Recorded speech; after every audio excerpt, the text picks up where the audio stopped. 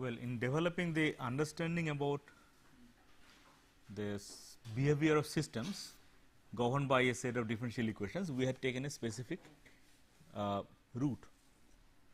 It was that when you have a set of differential equations x dot is equal to f of x,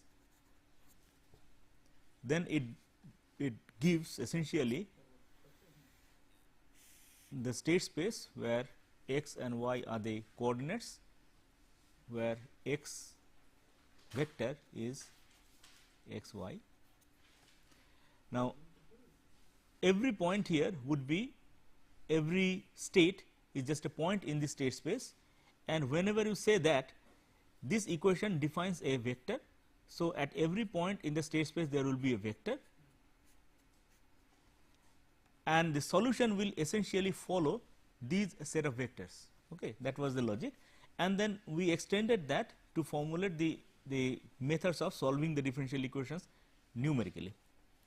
But when we come to the analytical solution or developing an analytical understanding, we said that let us not consider the whole space and the vectors in it in one go. Let us treat the problem in stages, where we first treat what happens in the neighborhood of some special points. These are the equilibrium points where x dot is equal to 0. That means, these points have the property that if this is the point, then if the initial condition is there, it will forever remain there. So, we said that we first let us understand the character of the system in the neighborhood of that. So, in the neighborhood of such points, we had locally linearized it by obtaining the Jacobian matrix. So, ultimately we had obtained the equations of this form. Say if it is 2D, then it would be x dot y dot is equal to some matrix times x y, square matrix with 4 terms here. So, this will be the Jacobian matrix. This we have seen that. And then we said that okay, if this is the set of equations on which we are further developing the concept, then our state space is where this is the equilibrium point. That means, the equilibrium point essentially has been moved by the coordinate transformation into the origin.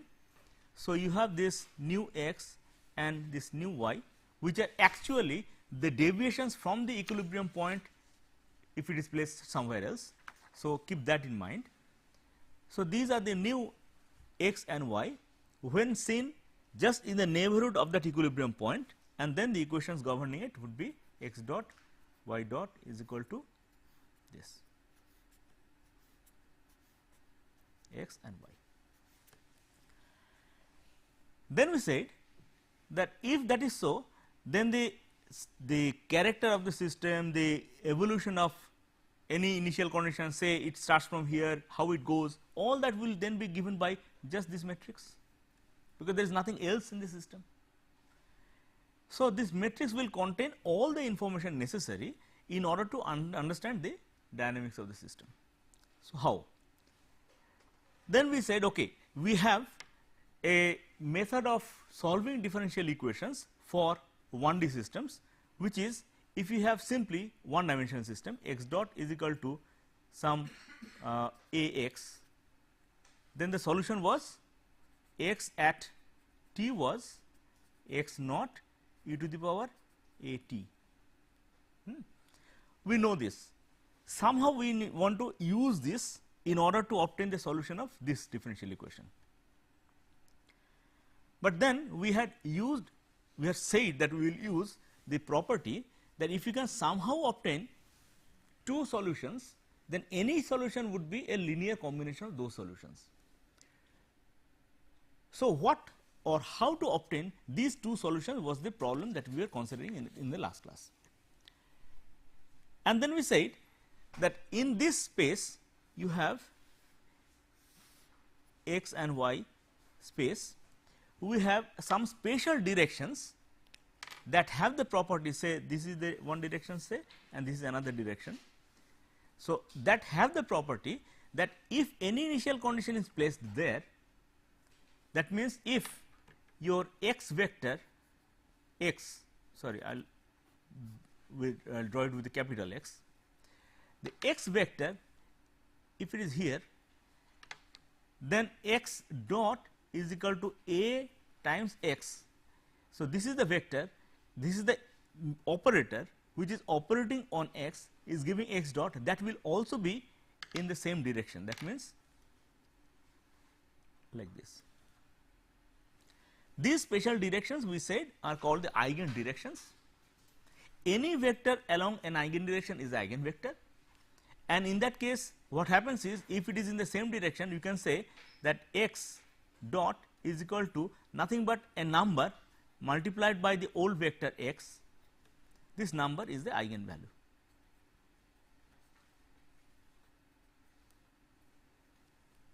Okay. And then we in the last class we had understood how to obtain the eigenvalues and eigenvectors.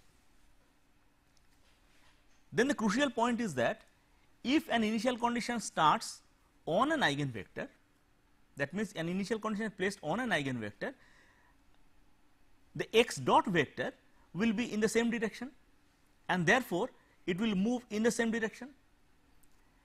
If it is, if the x dot is in the opposite direction, it will still move in the same direction, in the opposite direction, all right, but in the same, along the same line, along the same eigen direction, which means that if an initial condition is here or anywhere on this eigen direction, it will forever remain confined to that eigen direction, which means this is a one dimensional equation, it will effectively become a one dimensional system.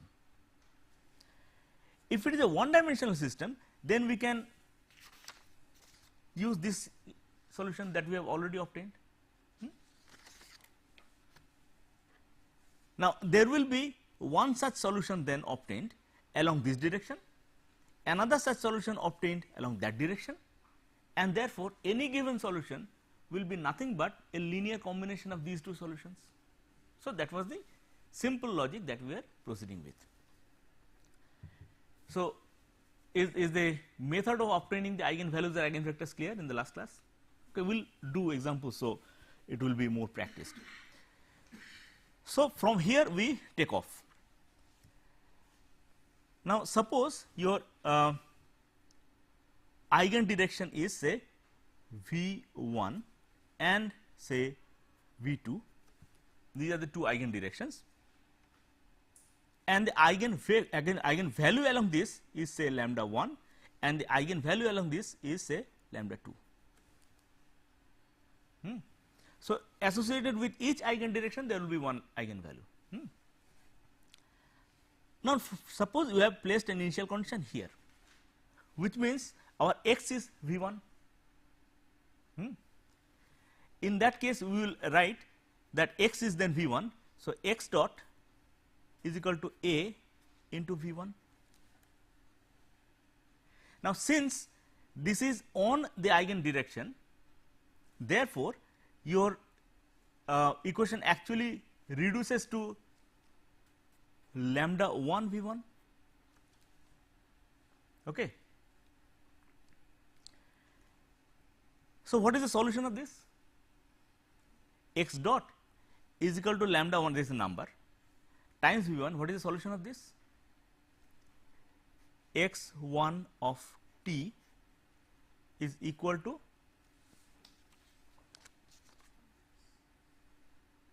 fine. So, it will be V1 times e to the power lambda 1 t, right. For a solution, for a initial condition that is placed along this, the solution will be following this, that is one of the solutions, right. Similarly, if you place another initial condition on this, so this is for an initial condition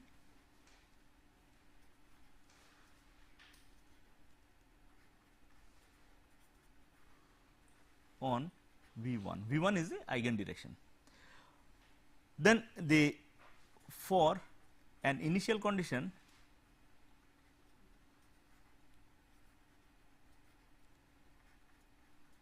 placed on V 2, it will be x 2 of t is equal to V 2 e to the power lambda 2 t.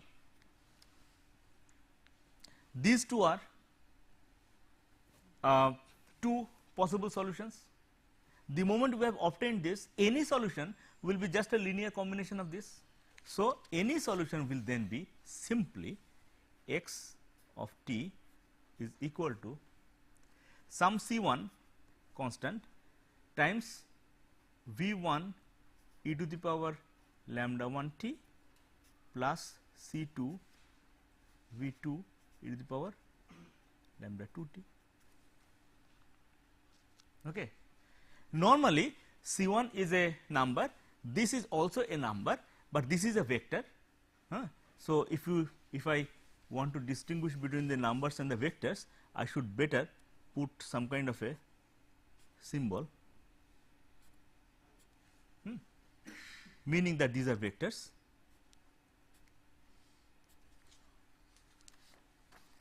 So, x t is equal to, this is the vector, this is the vector, or normally one would like to write it as e to the power lambda 1 t times the vector v 1 plus c 2 e to the power lambda 2 t times v 2. Fine. Let us just do an example. What does this mean? Okay, we'll understand that after we work out the example. Suppose you have an equation given as x dot y dot, which is nothing but x dot x vector is equal to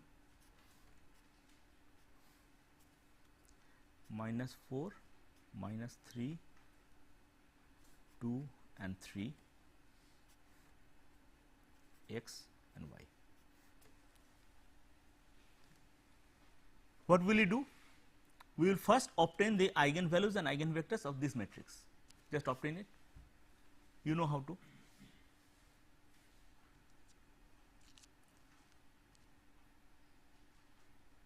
We will say A, this matrix, minus lambda I, its determinant is equal to 0.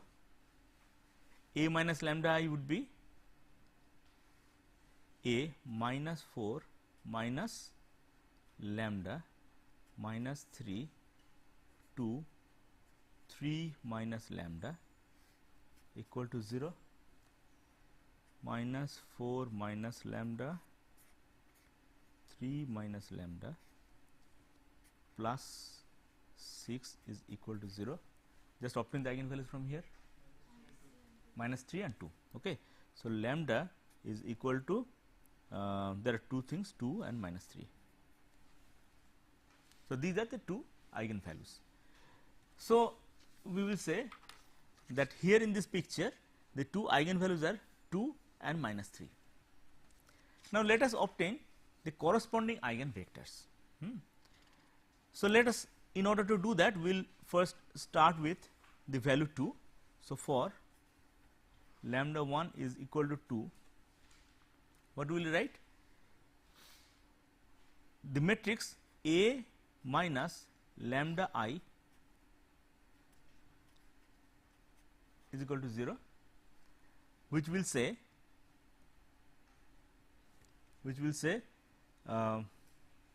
sorry A minus lambda I x is equal to 0. So, from there you obtain it. What are the two vectors?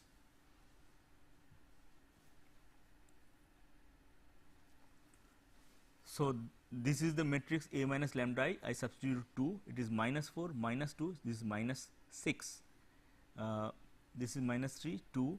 So, it will be minus 6 minus 3 2 and 1 x y is equal to 0. You will see the first equation is minus 6 x minus 3 y is equal to 0, and the second equation is twice x plus y is equal to 0. They are actually the same. So, what does it say? The equation is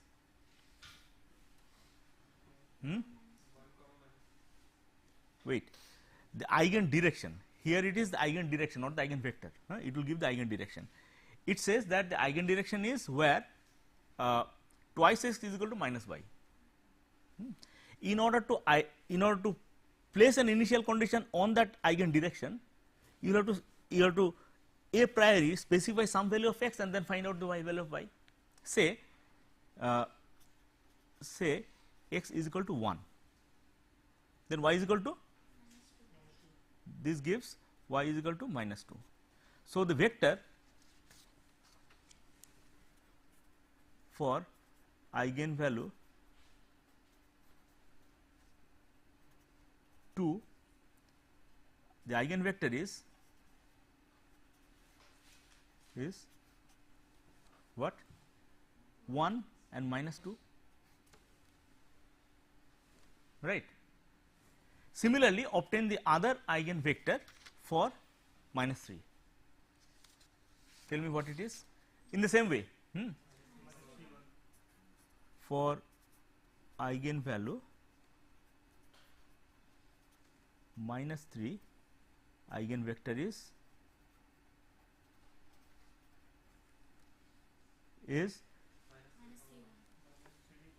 depends on where you have placed the initial condition, minus 3 1 or 1 minus 3, same thing really, depends on where you have placed the eigenvector. What I am trying to mean is that minus 3 1 is not sacrosanct, it could be just anything, clear, that is important. So, if one of you say that no, it is minus 3 1 and the fellow says no 3 minus 1, fine, so long as it is in the same eigenvector. So, let us take one of them, 3 minus 1 maybe, check that it is on the same eigenvector, fine, okay. Just to make sure, since you have said it is 1 minus 3, I say no, 3 minus 1, because it is the same eigenvector. Now, you have to write it like this, which means we can say that x of t, which is x t by t, is equal to C 1 e to the power twice t times this eigenvector plus C 2 e to the power minus 3 t times this eigenvector.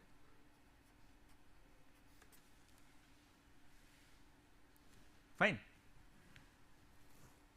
Which means it is actually, if you write it in individual equation form, x of t is equal to C 1 e to the power twice t plus C 2 into 3 e to the power minus 3 t, okay, and y t is C 1 minus I will write it correctly, minus 2 minus twice C 1 e to the power twice t plus minus C 2 e to the power minus 3 t, right.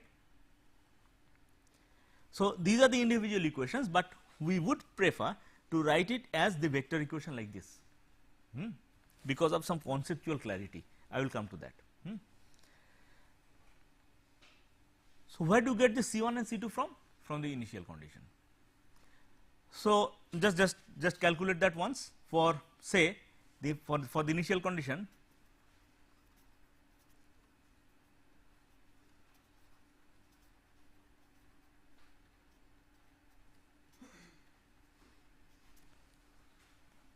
Can you calculate the values of C 1 and C 2? What will you write? These two initial condition mean t is 0. So, x and y at 0 is 1 1. So, you will say 1 is equal to C 1 e to the power twice 0, this is 1, okay. So, C 1 plus C 2 thrice C 2 and 1 is equal to minus 2 C 1 minus C 2. two equations, two unknowns, solve it and get it. What do you have?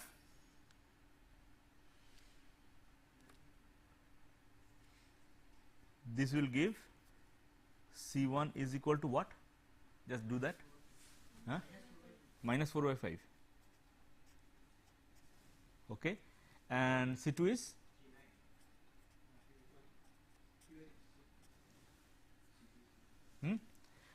Okay. Which means the actual equation, if you have this as a starting point, would be simply this. So, it will be x vector of t is equal to C1 is minus 4 by 5 e to the power twice t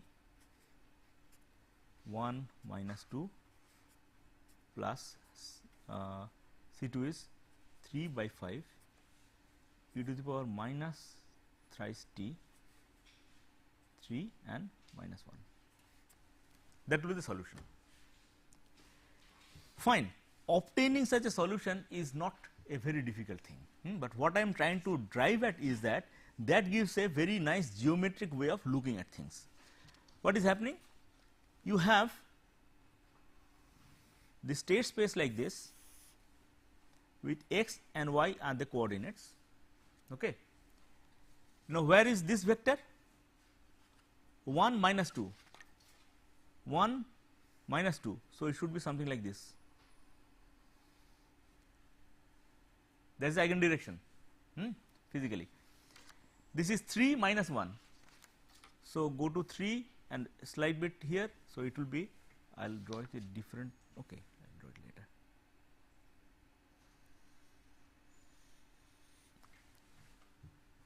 So, for the eigenvector, that is 1 minus 2, your associated eigenvalue is 2.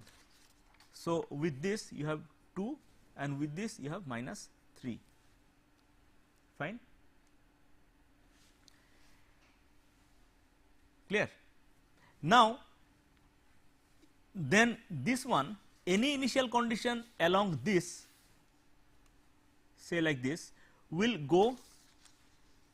increase as e to the power twice t, it will increase, while any initial condition on this will go as e to the power minus 3 t, it will decrease exponentially. So, anything here will go out, anything here will go in, fine. So, is that clear? In general, I will come to the cases where the other points are also to be marked. For example, if you start from this initial condition, that initial condition, I will come to a little later, but let us understand the situation where both the eigen directions have negative eigenvalues, because this is a case where one eigenvalue was positive, another negative, but let us consider the situation with negative eigenvalues. Then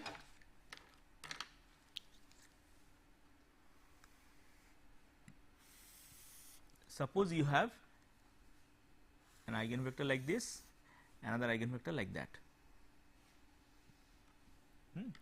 and suppose the associated eigenvalues here are say minus 1 and say minus 3. Try to figure out how the behavior will be. After all, the behavior will be something like this, only thing is that here in place of 2 it will be minus 1. My point is then the equation would be of this form, which means that if you ignore this, it will be an exponentially decaying value. If you ignore this, it will be exponentially decaying value. So, start from here, it will be exponentially decaying, start from here, it will be exponentially decaying. So, I will put arrows like this.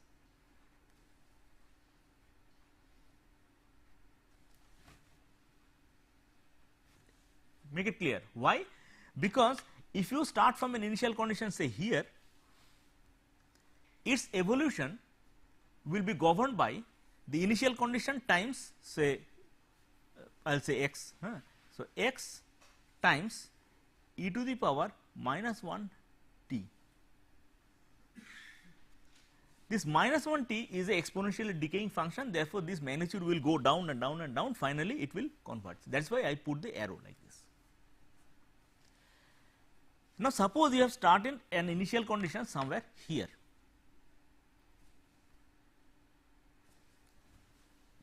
What will its behavior be? Try to figure out on the basis of this kind of equation. So, the equation would be of this form: x of t is c1 e to the power lambda 1 t v1 plus c2 e to the power lambda 2 t v2. These two are the eigenvectors. Notice that the ultimate solution is a linear combination of these two solutions, which means that effectively these two solutions evolve independently and the ultimate solution is just the addition of them, which means if you drop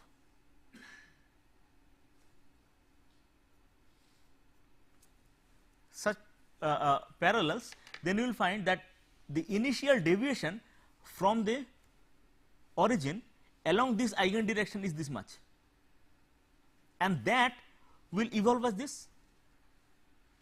Initial deviation along the other eigen direction is this much, it will evolve as that. Fine. This has a relatively larger eigenvalue -1 and this has a relatively smaller eigenvalue -2. So, which one will decay faster? This term will decay faster. This term is along that. So, it will decay faster along that and relatively slower along that. What does it mean? What will be the evolution like? It will be like this. Okay. Did I really solve equations? No. From logic we could infer that the behavior would be like this. Is that clear? So, depending on the relative magnitudes of the eigenvalues, if they are both negative, then it will converge all right, but it will converge always after converging first on along after converge first to one of the eigen directions. It will not just converge just like this, no. It will first converge on one of the eigenvectors and then along that it will finally converge on the fixed point, equilibrium point. Clear? Ultimately, if you draw individually this and that, you will find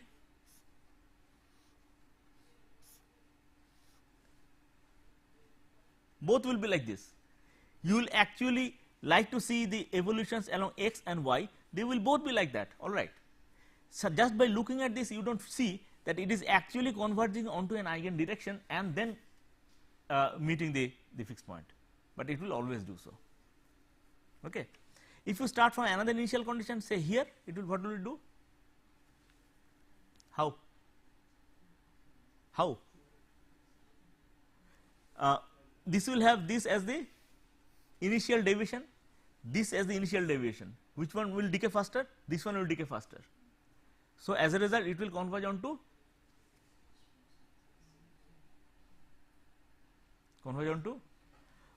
this first, and then it will start from here, it will converge like this. Start from here, it will converge. Start from here. Okay. So, can you see that without ever doing anything else, I am drawing the vector field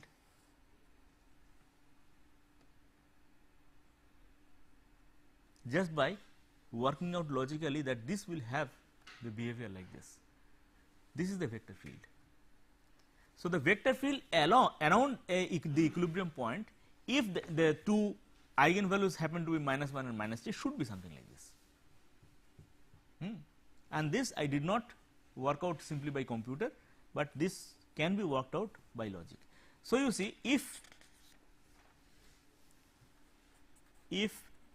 both the eigenvalues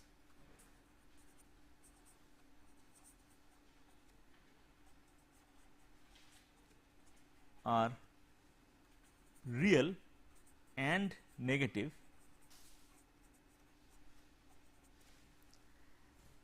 then the behavior will be always like this. if you have the two eigen directions drawn,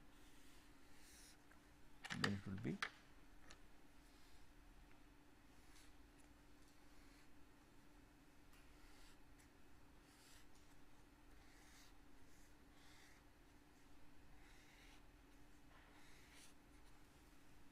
oh no,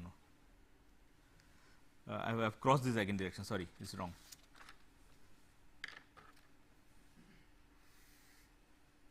It will be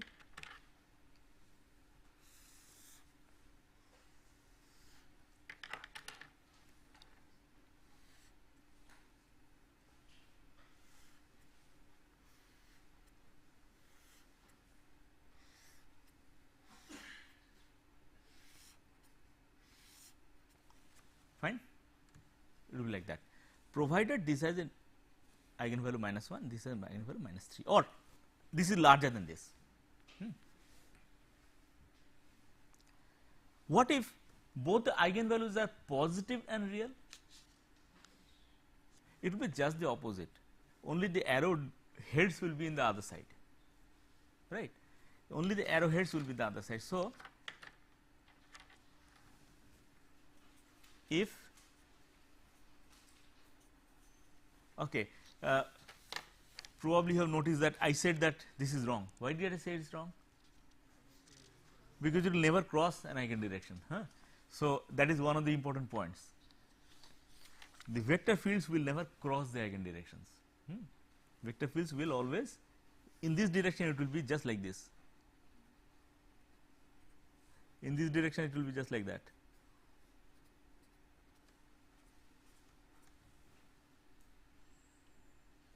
What we have effectively done is to imagine a coordinate transformation where we have called this as the new x coordinate, that as the new y coordinate, then it is simple. Okay, when if both the eigenvalues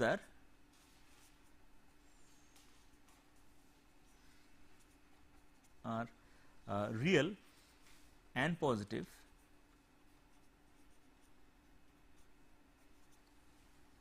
then it is just the opposite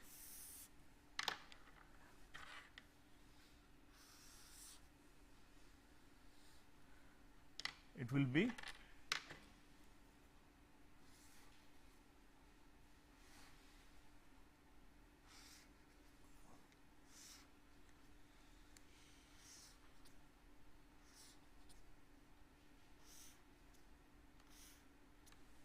fine. So, if you start an initial condition very close to the equilibrium point, it will go out, all right. If you have initial condition exactly at the equilibrium point, it will stay there.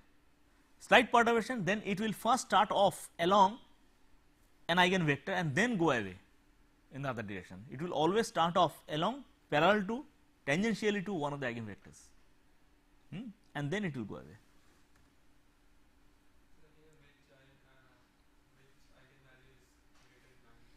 Okay, suppose this is okay, that is a good question. Out of this, which one has a greater eigenvalue?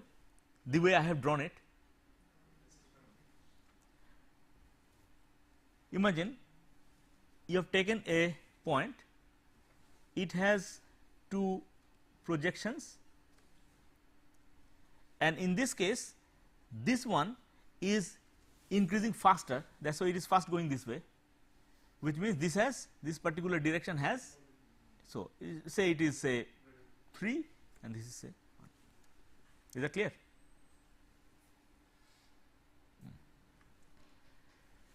Fine. I did not really write down the equations for this, can be inferred from logic. Now, let us come to the case that we started with eigenvalues 1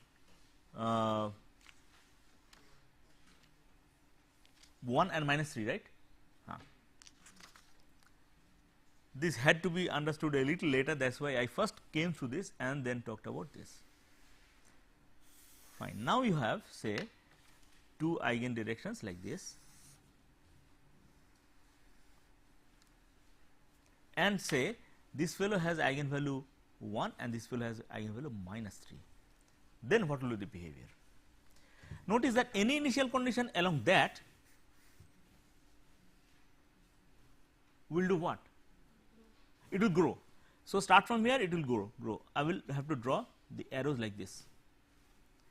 I will have to draw the arrows like that. Along this, anything will evolve as e to the power minus 3 t. So, along this it will be e to the power minus 3 t, along that it will be e to the power 1 t.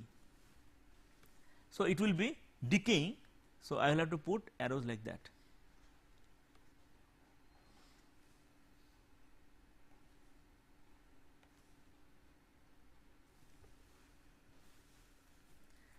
Start from initial condition somewhere else, say here. What will be the behavior like?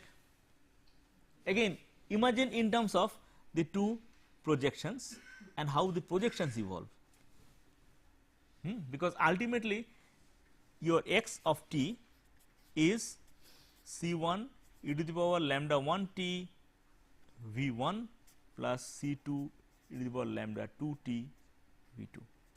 So, the projections, this v1 or this v1 and the v2 are the components along the two eigen directions. Consider them separately, because they are actually evolving separately. So, this is the component along this eigen direction which decays, and this is the component along this eigen direction that increases. So, the behavior will be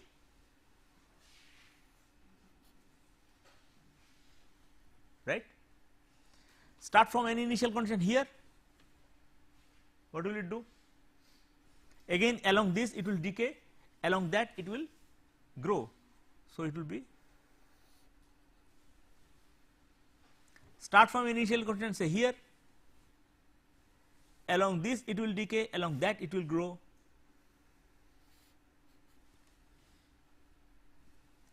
and initial condition here it will go like this. So, do you see the structure of the vectors? And if you want to visualize the vector field, draw a few more of these lines, it will be easier then to visualize.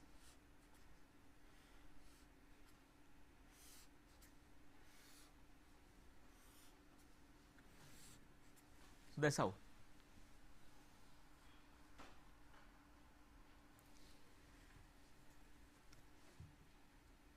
So, any initial condition, its component along these directions will reduce, along these directions will grow. It is somewhat like the behavior if you release a marble on say a saddle, then saddle means the saddle on the top of a horse is something like this, right. If you release a marble somewhere here, it will stay there, but if you start from somewhere here, it will roll back. If you give a slight perturbation this way, it will roll down. So, the behavior of anything placed on a saddle is similar to here. You know, see, this perturbation is similar to this perturbation along this line, and this perturbation is similar to this perturbation along that line. That is why such equilibrium points are called saddles. So, this is called a saddle.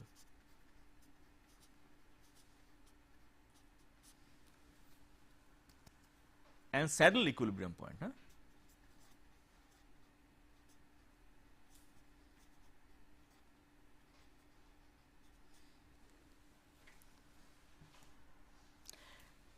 The situations where situations like this are called nodes.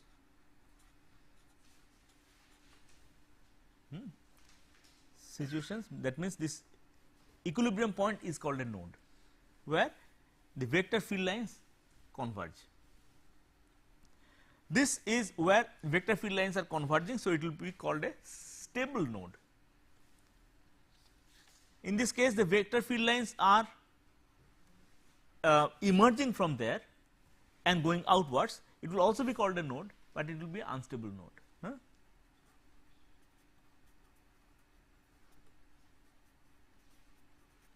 It is also called a repeller, because any initial condition here is repelled away. So,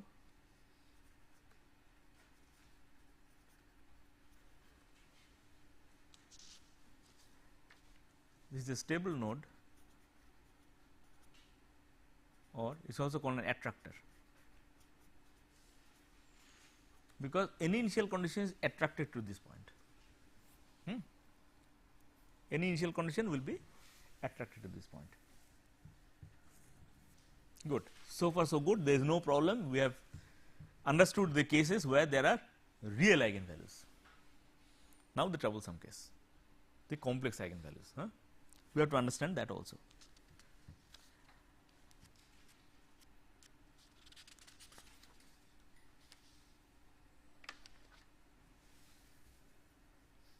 How to do, what to do with complex eigenvalues. Okay. Obviously, the eigenvalues are obtained from a quadratic equation solution. So, that will be lambda is equal to some kind of minus b plus minus root over b square minus 4 a c by twice a. This term, depending on the b square minus 4 a c, it could as well be negative or positive. If it is negative, you will a complex number. But notice that it is not just a complex number, but always complex conjugate. Do you know why? Can it yield just one complex value? Why not? At least not this, but say a higher dimensional system where this would not be quadratic, say cubic, quintic, whatever.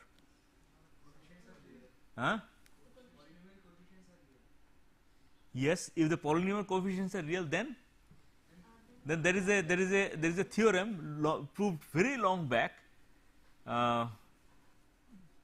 probably by D. Alembert, that if the polynomial coefficients are real, then it will either yield real eigenvalues or complex conjugate eigenvalues. It can never be a single complex value.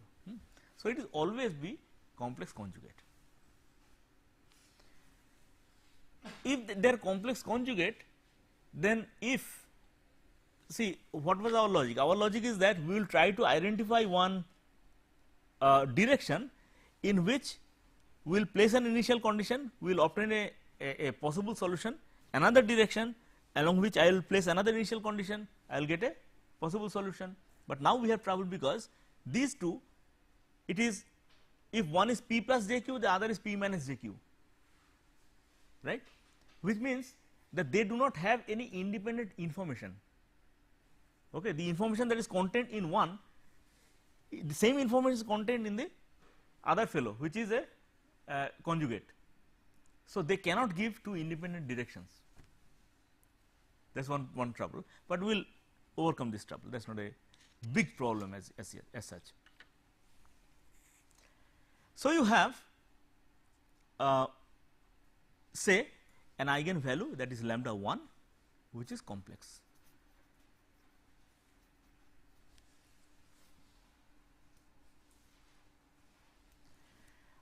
There will of course be another lambda 2, which is lambda 1 bar complex conjugate.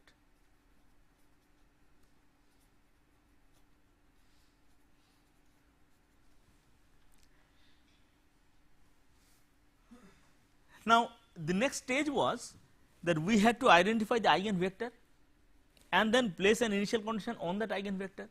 Now, what the hell the eigenvector is in this case? Okay. That is obviously a question, because if you have a complex number, the eigenvector will also be a complex eigenvector. What do you mean by complex eigenvector? Normally, we were writing the vector like 1, minus 3, this is a real vector, while a complex vector might be 1 plus j, 3 minus j, something like this, that is all. A vector in which the individual elements are complex numbers. But still the question remains, in a real space, real valued space, I can draw the direction of the eigenvector. What is this? Obviously, this is not any real direction in the real valued state space. So, how do you visualize then? Wait, patience, because the way to visualize would be that still this equation is valid, x 1 dot is equal to A x was the equation, that is equal to lambda x if the initial condition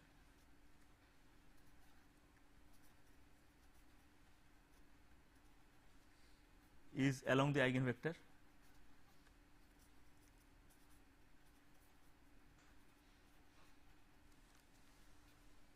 right.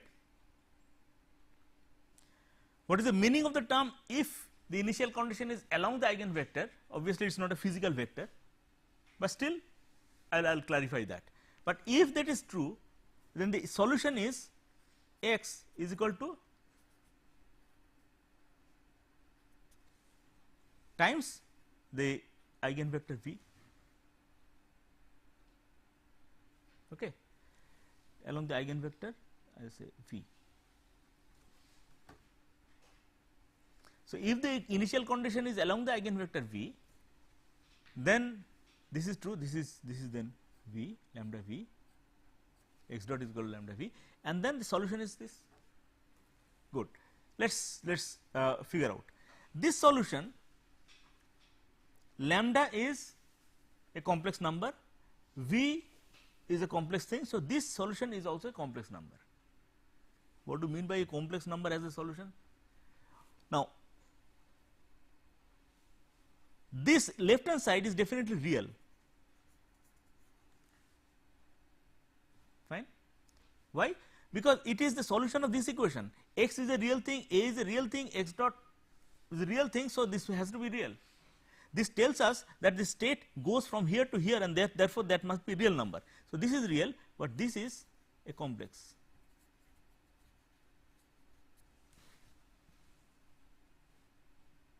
Good. So, there is a problem. No, that is not a big problem, because this can always be expressed as P plus jq. If that be expressed, then notice that this is a linear combination of a vector p, real vector p, and a real vector q. So, this is a linear combination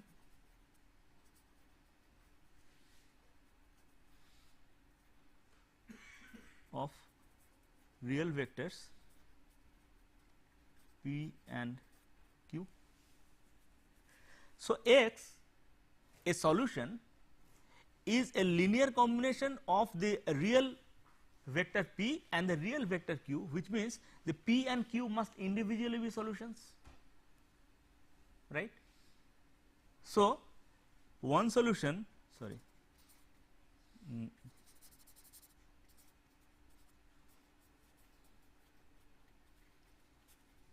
p, other solution,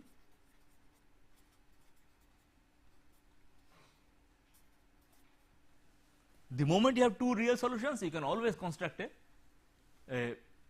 any solution out of these this combination. Let us see. So, what was the logic? Again, let us recapitulate or reiterate the logic that I was proposing. What I am saying is that if you have a complex valued eigenvalue and complex value is complex conjugate, their eigenvectors will also be complex conjugate. There is no point using both the eigenvalues. Why? Because they carry no new information. So, just take one of them, say lambda 1. Obtain the corresponding eigenvector. How will you come to obtain the corresponding complex eigenvector? I will come to, I will show you, not a problem. Obtain the corresponding eigenvector. The moment you have obtained the corresponding eigenvector, you can write an equation like this, because you know the vector, you know the eigenvalue, and therefore, you know the solution. That solution will consist of, the solution will be a complex valued solution that can be broken into a real part and an imaginary part with j multiplied. So, this term is a real valued thing. Take them separately, they will definitely be two separate linearly independent solutions, and then construct the final solution out of these two. Okay.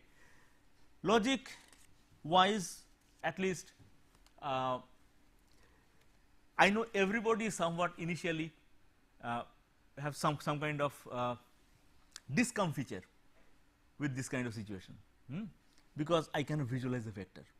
Real things are nice, because you know the vector. I have got a component here, it decays, it grows. What is this? Yes, but at least there is no flaw in this logic. Go with this logic. Let us see.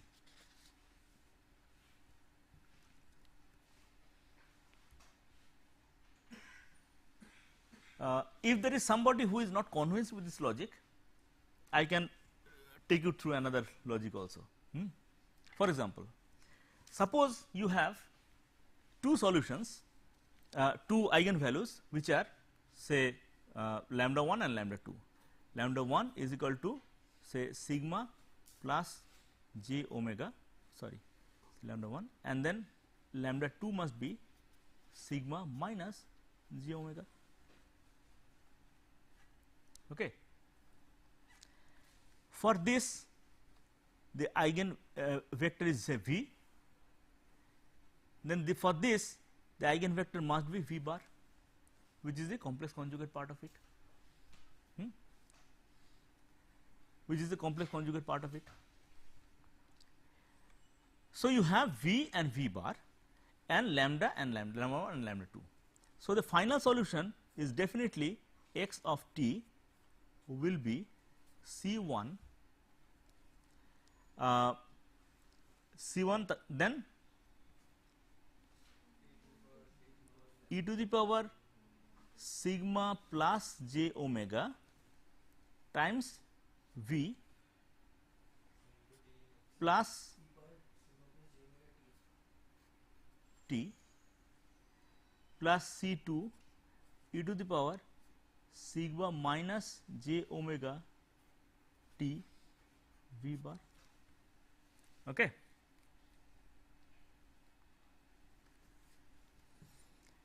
Now, C1 plus C1 and C2, these things again have to be obtained from the initial conditions. That is what we have done. But then in this kind of a setting, the C1 and C2 will also be complex. C1 and C2 will also be complex. And not only that, these two terms will also be complex conjugate. So, if you actually do the algebra, you will find that these two terms will always be complex conjugate. So, ultimately what you have is x of t will become what I mean to say is that it is breakable into two parts, one with the real part of this plus the real part of that, another with the imaginary part of this and the imaginary part of that. It is breakable into two components. They will be twice the real part of C1 v e to the power sigma plus j omega t. Okay. Fine. So, that will be the value here, and there can be another part constructed out of so this already contains this. So, you have this component which is the real part and the imaginary part. These can be separated out into a complete real part plus j into a complete imaginary part, and these two individually will become the solutions. That is the logic. So, in the earlier logic we were not considering both the eigenvalues and eigenvectors, but if you do consider, then also it leads to the same result. In the next day we will illustrate this with an example, where you will actually derive the solution. We will continue with that in the next class.